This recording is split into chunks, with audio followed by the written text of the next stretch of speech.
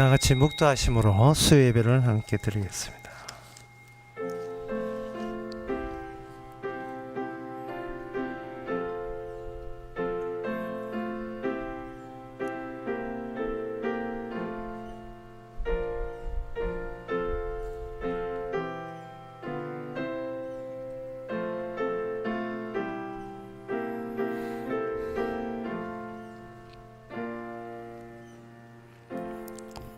저가 별의 수요를 계수하시고 저희를 다 이름대로 부르시는도다.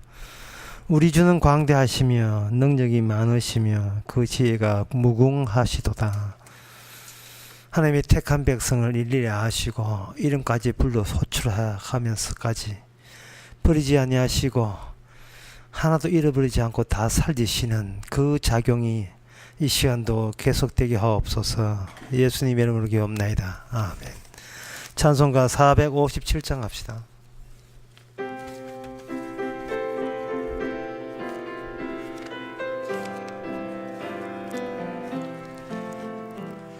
주의 곁에 있을 때 마음이 든든하오니 주여 나를 생전에 인도하여 주소서. 주여 주여 나를 인도하소서. 바른 세상 살 동안 주여 인도하소서. 피난처인의 수여 세상 물결로 할 때 크신 은혜 베푸사 나를 숨겨주소서. 주여 주여 나를 인도하소서. 바른 세상 살 동안 주여 인도하소서. 세상 풍파 지난 후 명랑한 그 나라와 눈물 없는 곳으로 들어가게 하소서. 주여 주여 나를 인도하소서. 바른 세상 살 동안 주여 인도하소서. 아멘. 이 시간 우리 한 마음으로 기도합시다.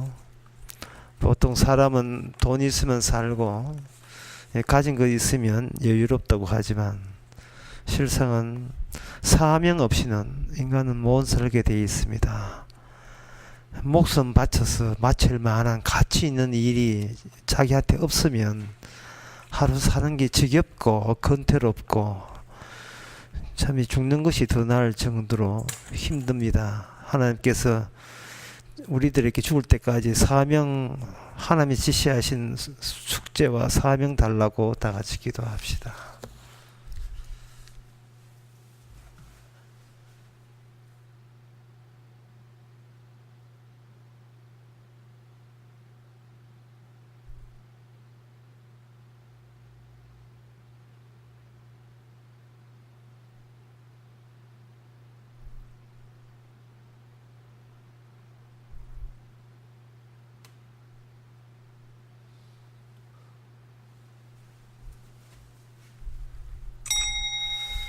하나님의 아버지, 무심코 세월을 보내지 않게 하옵소서. 가진 것 있는 것만 챙기면서 그것만 마음 두면서 살지 않게 하옵소서. 지금 죽어도 여한이 없고 지금 죽어도 오히려 장렬하게 주를 위해서 죽었다 할 수 있는 하나님의 주신 사명이 저희들에게 있게 하여 주시옵소서. 정말 잘 죽었다 할 정도의 사도 바울 같은 그러한 하나님의 일과 숙제가 있게 하옵소서. 예수님 이름으로 기도합나이다. 아멘.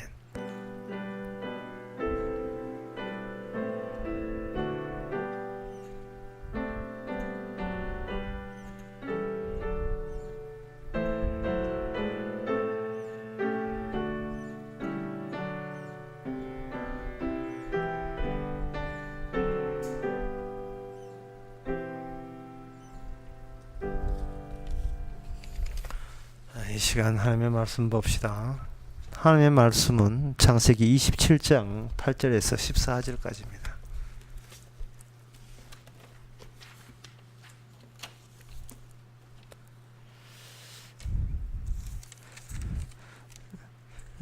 구약성경 37페이지 제가 읽겠습니다. 그런즉 내 아들아 내 말을 쫓아 내가 내게 명한 대로 염소 떼에 가서 거기서 염소의 좋은 새끼를 내게로 가져오면 내가 그것으로 내 부치를 위하여 그 즐기시는 별미를 만들리니 너가 그것을 가져 내 부친께 드려서 그로 죽으시기 전에 내게 축복하기 위하여 잡수시게 하라. 야곱이 그 모친 리브가에게 이르되 내 형 에서는 틀사람이요 나는 매끈매끈한 사람인즉 아버지께서 나를 만지실진데 내가 아버지께 속이는 자로 배울지랴. 복은 고사하고 저주를 받을까 하나이다. 어미가 그에게 이르되 내 아들아 너는 너의 저주는 내게 돌리리니 내 말만 쫓고 가서 가져오라. 그가 가서 취하여 어미에게로 가져왔더니 그 어미가 그 아비의 즐기는 별미를 만들었더라. 아멘.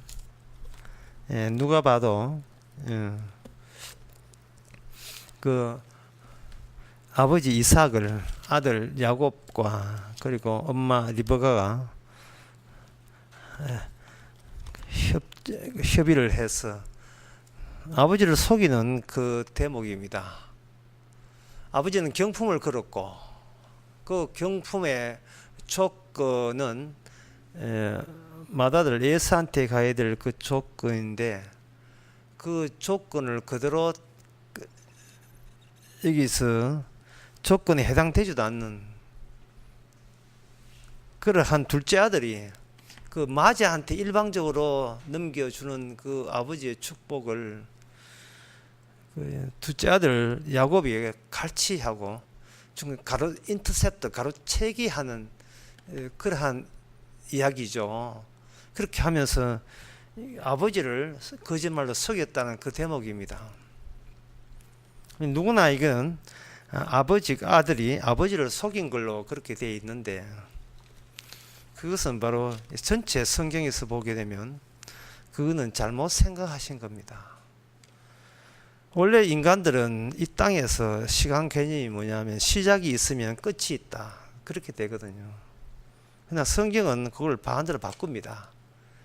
끝이 있기에 시작이 있어야 한다에 되어 있습니다. 그리고 성경에서의 끝은 항상 하늘나라예요. 그리고 성경의 시작은 창세기 1장부터 땅의 이야기입니다. 땅에 7일 만에 천지가 창조되었어요. 천지 창조가 땅의 창조가 항상 이렇게 되어 있습니다. 하나님이 하늘을 창조했다는 것은 없어요. 하나님이 계시는 그곳, 이 지상에 있는 하늘 말고 하나님이 계시는 하늘은 창조했다는 게 없습니다. 그러면 하나님이 창조된 게 되니까 그런 말은 없겠지요. 그래서 끝이 위에서 시작이 있는, 이 지상에는 시작이 있는 겁니다. 시작은 끝을 향하여 달려가게 되어 있어요. 그렇다면 수순을 바꿔야 되는 겁니다. 아들이 아버지를 속인 게 아니고 아버지 이삭이 지금 사태를 악화시켰어요. 아버지 이삭이 주제 파악을 못하고 있습니다. 아버지가 오히려 아들을 속인 게 됩니다. 복을 줘야 될 자가 누군지를 아버지는 전혀 모르고 있는 상태에서 일단 일은 저질러 봤어요. 자기가 사냥한 별미를 좋아하니까 자기 출발점을 자기 시점에서 출발하게 되면 아마 하나님이 원하시는 결과가 나오지 않겠는가 그렇게 생각한 겁니다. 이거 뒤집어야 됩니다. 사람들은 이 대목을 보면서 감히 아들이 아버지를 속이다니 이렇게 이해하거든요. 그게 아니고 지금 아버지 이삭이 아들 야곱 때문에 이게 사람 되는 겁니다. 아들 야곱이 안 속였으면 이삭은 지금 어처구니 없는 짓을 할 뻔했어요. 진리는 나중에 나타나거든요. 믿음도 그렇고 진리는 나중에 나타나요. 이게 마지막 때 나타나는 겁니다.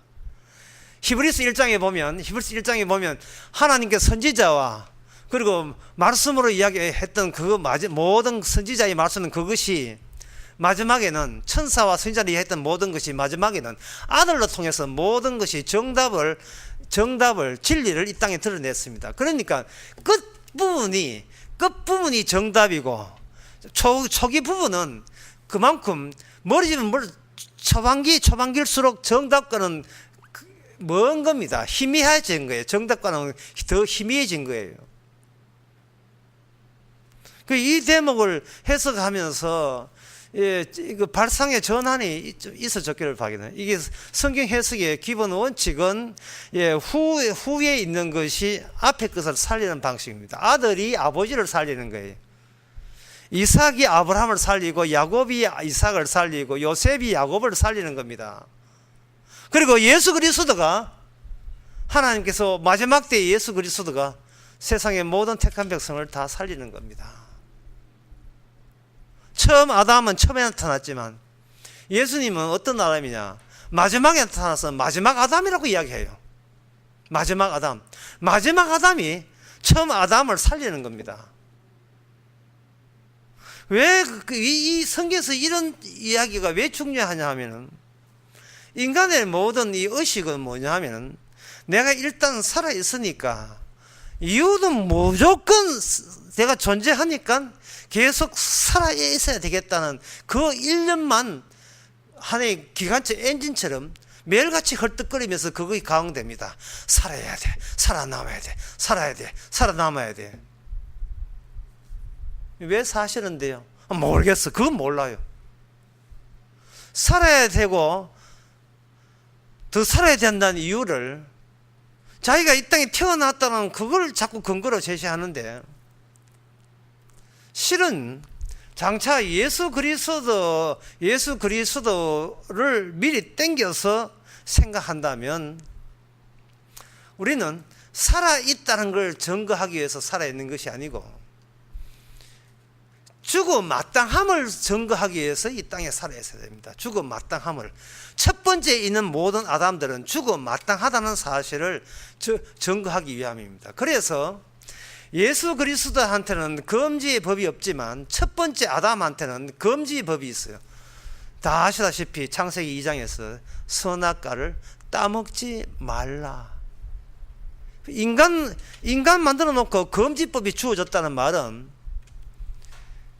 금지법과 결부된 인간 아담, 금지법이 없는 아담은 나중에 와요. 나중에 초창기 아담은 금지법의 테두리 안에서만 놀아야 될 아담이에요. 인간이에요. 그래서 첫 번째 아담은 오실자의 표상이 되는 겁니다. 비유가 되고 언유가 되는 겁니다. 이 말은 인간은 독자적으로 온전한 의미를 다 챙길 수 있는 입장이 아니라는 뜻이에요. 누구와 견주어야 의미가 발생되지 혼자서 열심히 살았다고 해서 그게 바로 내 인생의 의미는 나는 다 꿰뚫었다 이렇게 하면 안 됩니다.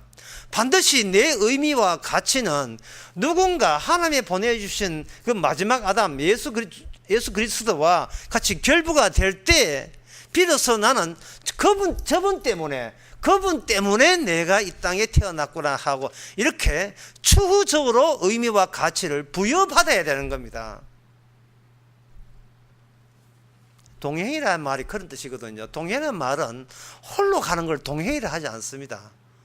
동행이라는 반드시 같이 가는 걸 동행이라 하잖아요.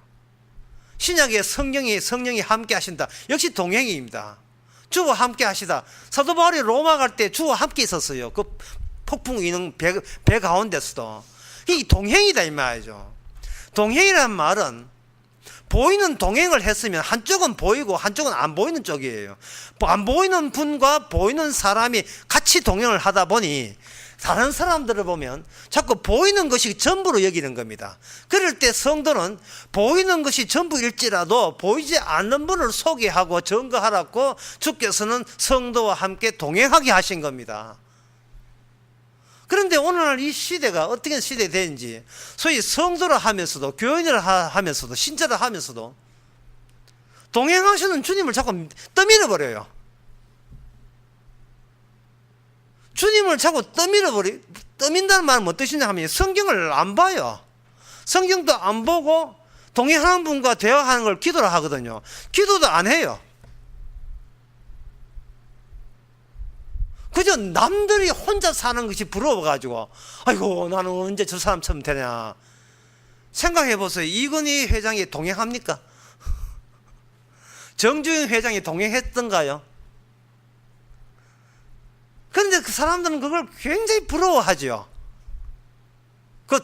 혼자 사는 걸 그렇게 부러워하잖아요. 우리는 어떻습니까? 정말 주님과 동행하고 싶습니까? 아니면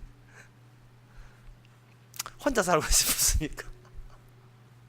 나중에 친구도 귀찮아요. 자식도 귀찮고 친구도 귀찮고 마누라 귀찮고 다 귀찮아요. 자기 몸도 하나 가서 못하기 때문에 모든 게 귀찮아요.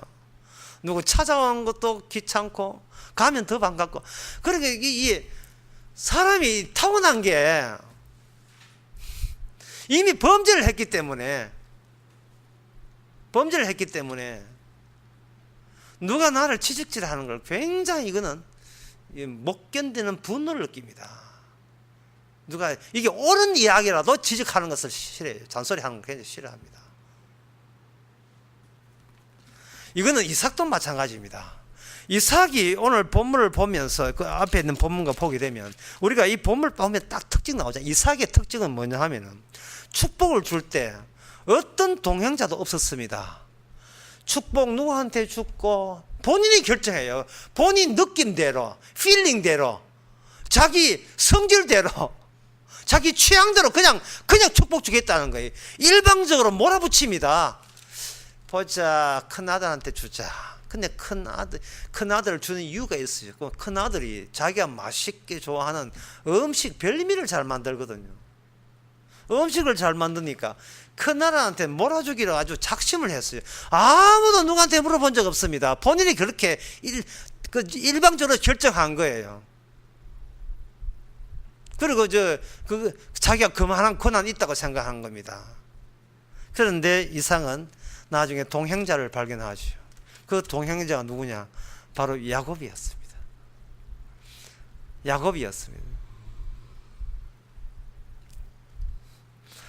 이삭은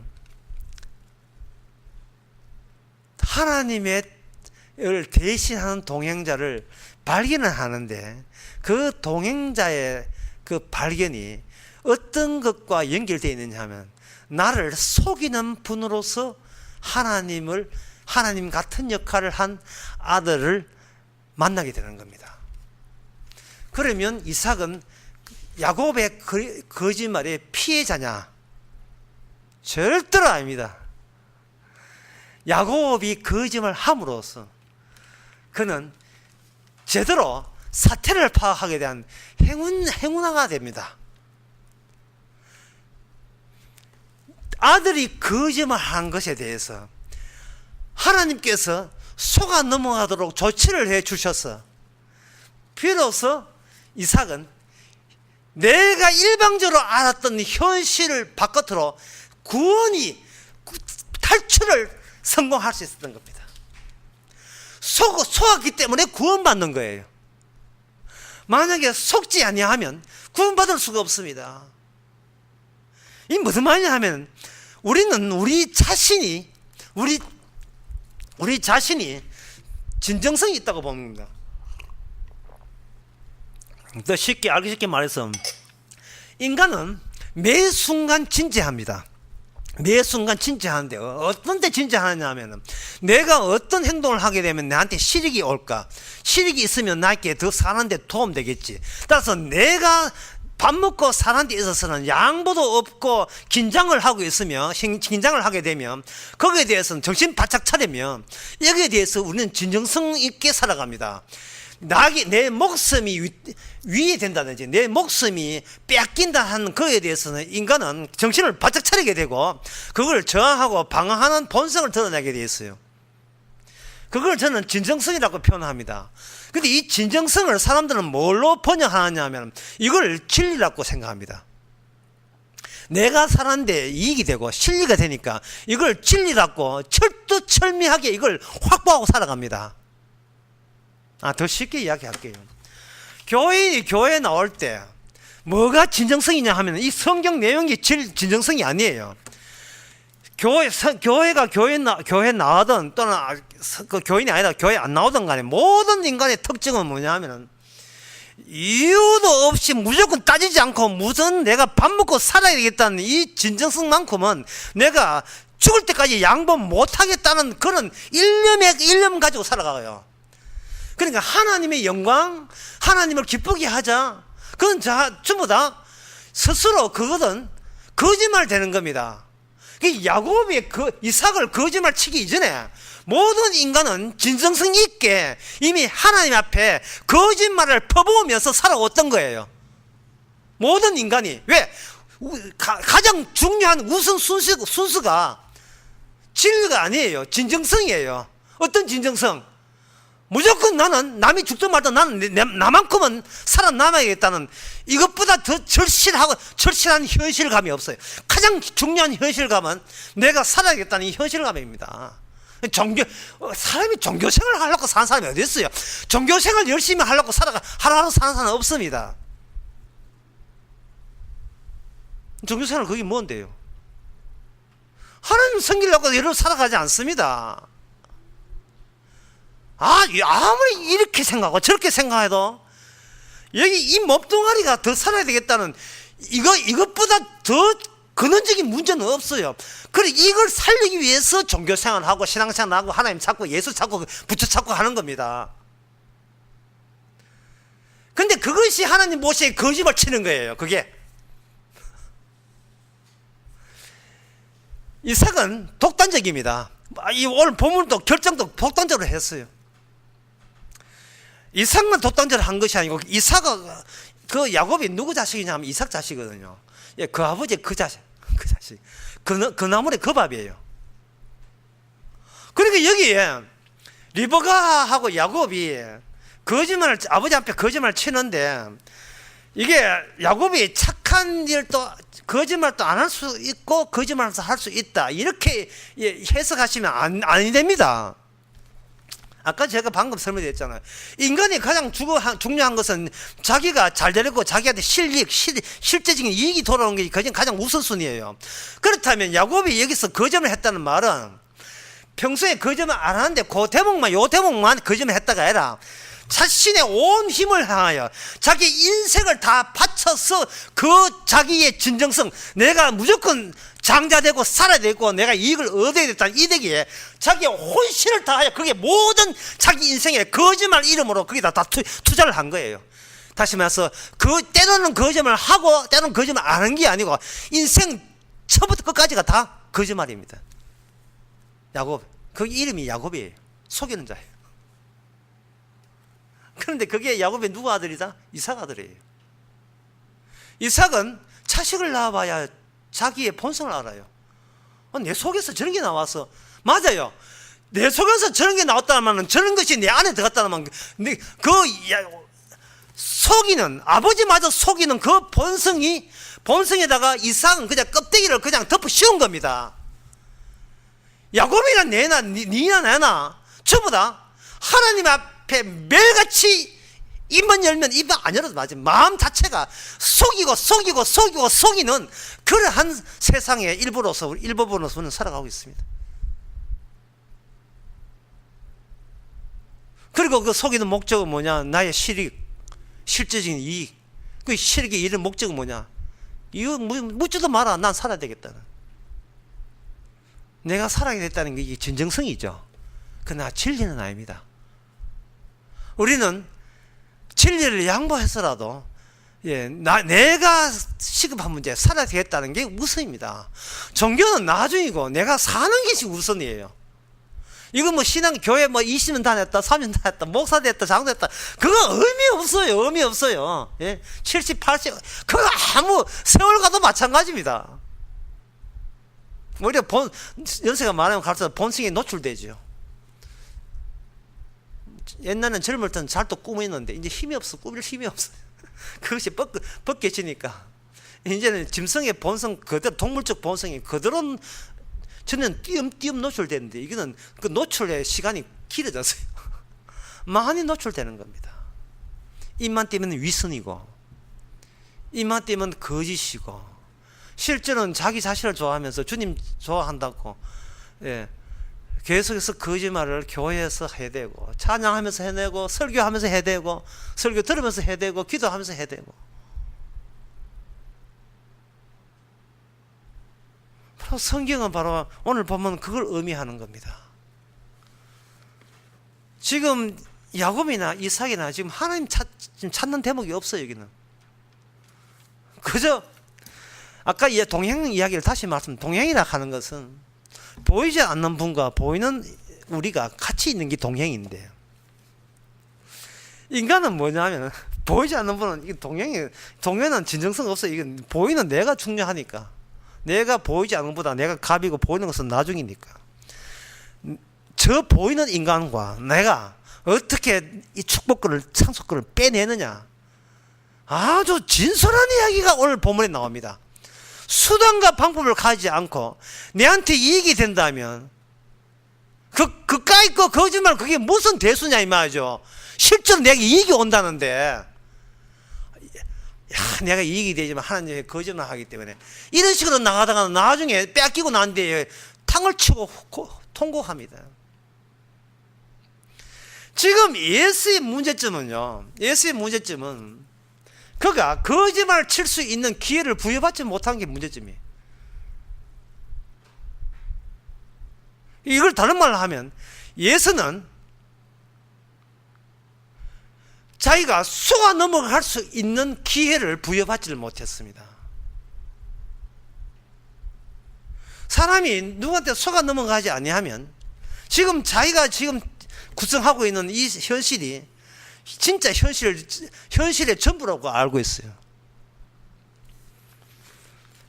그런데 이게 현실의 전부에서는 모든 현실 구성이 내가 살아남아야겠다는 것, 그거 위주로 구성하다 보니까 그다지 이런 현실 구성에 대해서 내가 큰 실수를 했다는 느낌을 못 받습니다. 된통으로 안 당했다 이 말이죠. 그런데 이삭은 야곱으로부터 된통으로 결정적으로 거짓말 당했어요. 그렇게 하라고 말미암아 이삭은 야곱으로의 거짓말로 인하여 내가 알고 있던, 이삭이 알고 있던 현실, 그 바깥에 진짜 백이 현실이 어떤 따로 있다는 그 경계의 막까지, 가짜 현실을, 진짜 현실을 알고 있는 그 가짜 현실과 그 뒤에 가짜 현실 때문에 가로막혀 있던 진짜 현실을 가름하는 그 경계선까지 야곱의 거짓말로 인하여 그까지 인도함을 받고 있습니다. 따라서 이삭은 야곱이 그런 거짓말을 했을 때 야곱을 나무랬는 게 아니고 비로소 그는 동행자를 얻은 거예요. 이 괘씸한 이 둘째 아들, 내가 네 가만둘 줄 모르냐? 네가 아버지를 속이다니, 네가 그렇게 나를 속인다고 해서 내가 처음에 생각했던 마음가짐, 다시 말해서 마지한테, 예수한테 모든 재산을 물려준다는 이 마음을, 이 결심을 네가 변한다고 생각하면 네 착각이야. 니는 더 못됐으니까 한번 당해봐라. 이렇게 나온 게 아니에요, 이삭이. 지금 우리의 인간적인 생각 같으면 그렇게 나와야 맞잖아요. 이게 이제는 나쁜 짓 하다 이건 아버지까지 속여. 이게 겁이 없이 이게 아버지를 이거 물러보나, 네가 한번 된통 한번 저주받아봐라. 그렇지 않아도 지금 오늘 본문에서 야곱이 그걸 걱정했어요. 엄마 이러다가 속이다가 내가 오히려 복이 아니고 저주받겠습니다. 이리 먹어야 합니다. 그건 내한테 맡기고 무조건 속여라. 그러니까 이 대목에서 보통 인간들이 납득이 안 되는 대목이 이 대목이에요. 아니, 철딱선이 없는 그 마누라하고 그 둘째 아들이 아버지 눈 어둡다고 해가지고, 예? 세상에 정말 제가 이야기하지만 이게 진짜 저거는 말도 안 되는 이야기예요. 자, 마지한테 모든 걸 이야기 찬찬히 해봅시다. 분명히 제가 아버지고 제가 이삭이라면 마지한테 모든 것을 다 줍니다. 올인합니다.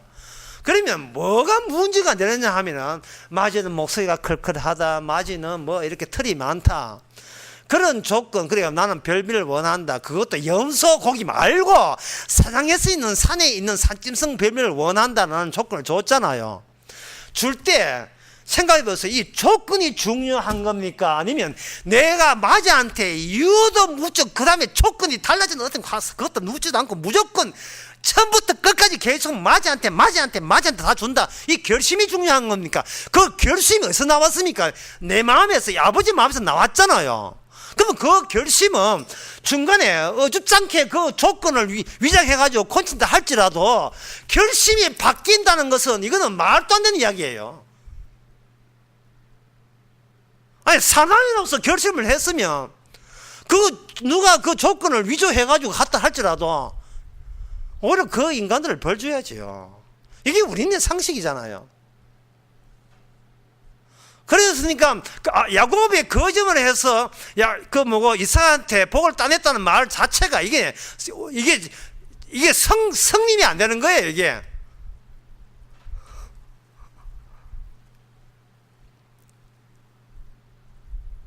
우리는 이 본문을 다시 생각해야 돼요. 이삭이나 야곱이나 예수나 리브가나 네 명은 다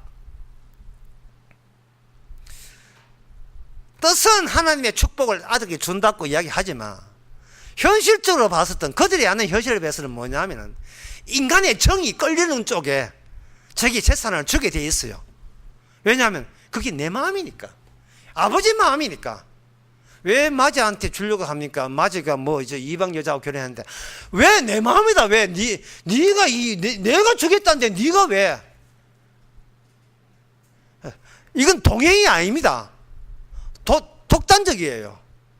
그런데 여기서 이삭은 이제 타자,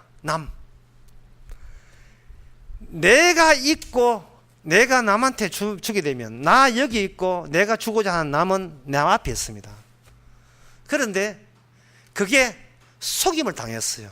하나님의 뜻이죠. 속임을 당해서부터는 내가 결정지은 남이 아니라 하나님이 남이라고 한 그부터 다시 나를 재조명하고 다시 돌아봐야 된다는 겁니다. 나는 예수를 내가 주고 싶어, 내게 입각한 내 결심에, 내 의지에, 나의 오름의 입장은, 나의 진정성의 입장에서 내가 네한테 죽게 하지만, 하나님께서는 야곱에게 가게 하셔서 야곱의 입장에서, 내가 야곱의 입장에서, 야곱이 하나님이라면 하나님 입장에서 나는 과연 누구냐를 타인의 눈에서 다시 나를 볼 수 있는 기회를 이삭은 부여받은 거예요. 아니, 찬찬히 설명한다고 이해될 문제 아닌데 쉽게 하면 이렇습니다. 하나님의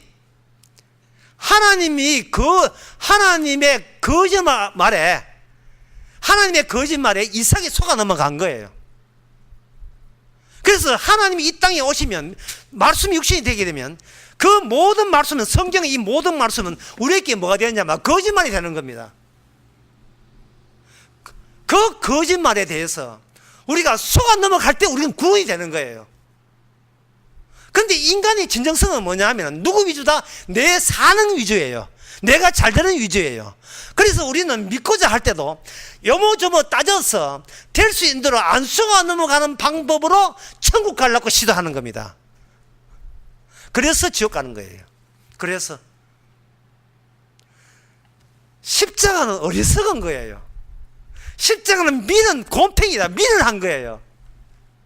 그러나 구원받는 사람한테는 그것이 하나님의 지혜입니다. 쉽게 말해서 하나님의 지혜라는 것은 이 땅에 오게 되면 전부 다 이게 거짓말 치는 게 되는 거예요.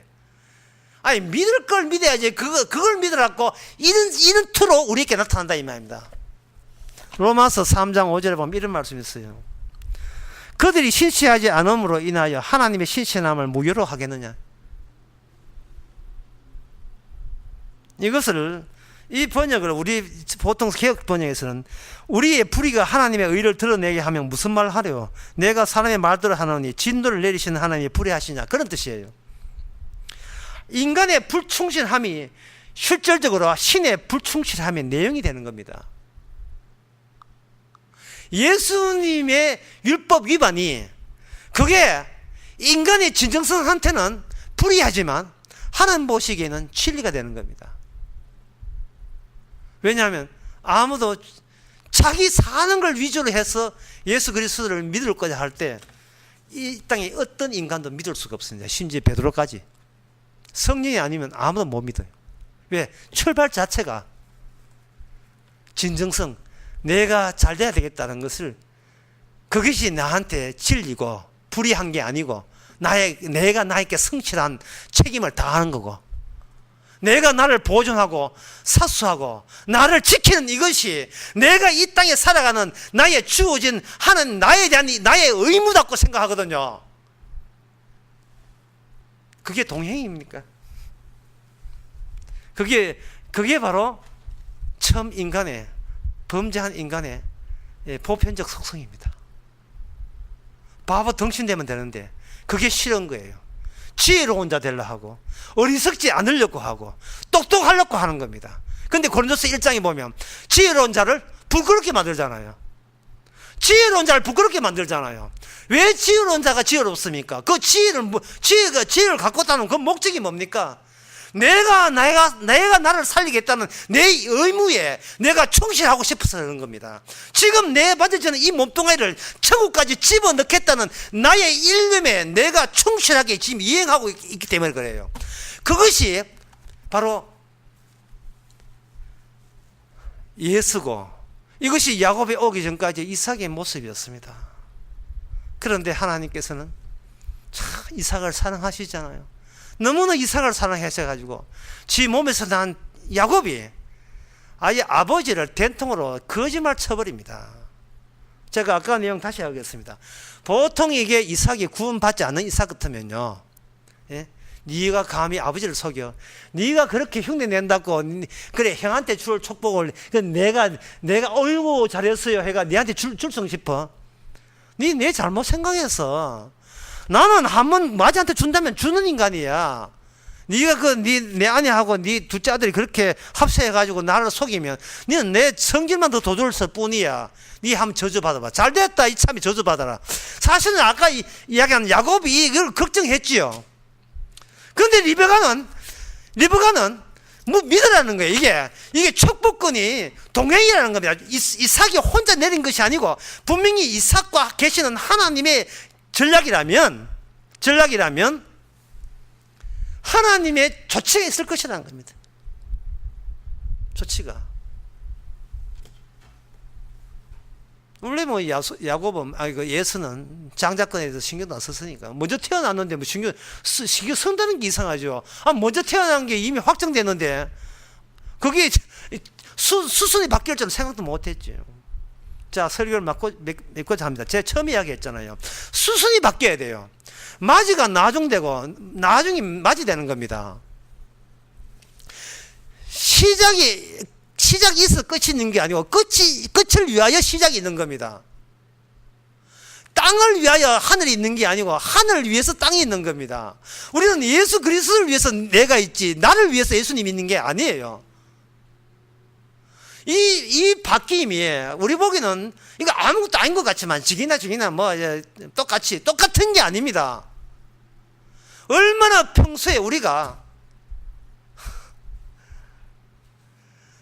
주님이 주신 선물로 나한테 나의 뒤통수 치면서 거짓말 했던 그 거짓말로 다가온 진리를 복음을 받아들여야 되는데 내한테 실익이 있다고 유리하다고 내가 잘못 해석한 그것을 내가 믿습니다 했던 그런 오류를 범하고 있는 거예요. 우리가 내한테 이익이 된다는 조건 하에 믿었던 거예요.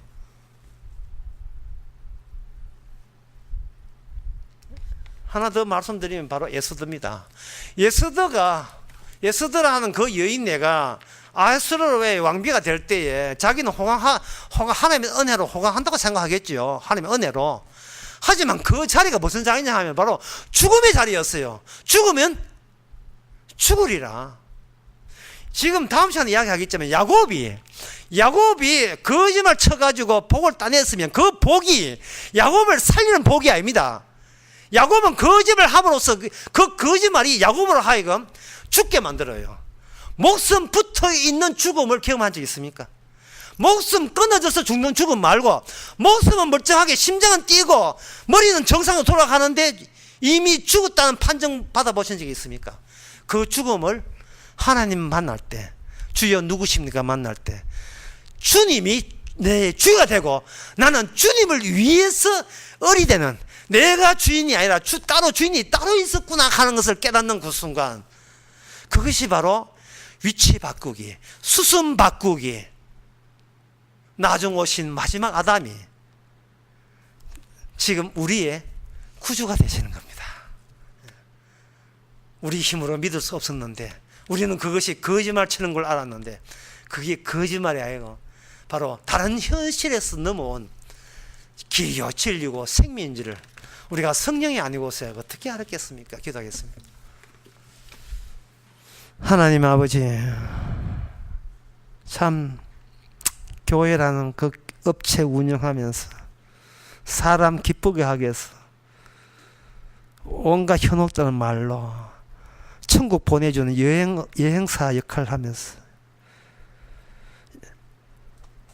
그런 식으로 살아온 것들이 아닙니까? 하지만 성령이 오실 때 그 모든 것이 거짓이고 조작이고 위선이고 마귀짓이라는 것을 저희들이 깨닫게 하옵소서. 예수님의 이름으로 기도합나이다. 아멘. 찬송가 454장 합시다.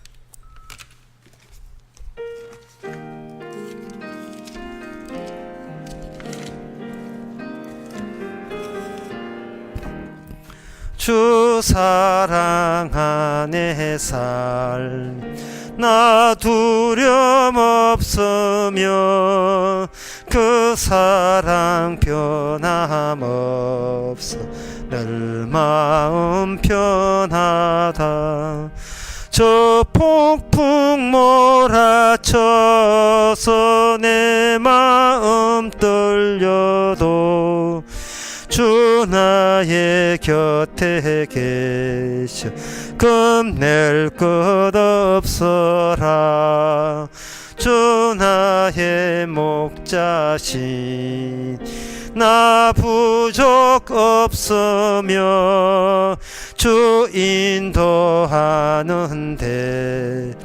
늘 따라가리라. 거치에 나를 깨워 내 앞길 밝히니 나 주의 길을 따라 주 함께 살리라. 저 넓고 푸른 동산 내 앞에 열리고 그 검은 구름 거쳐 새하늘 보인다.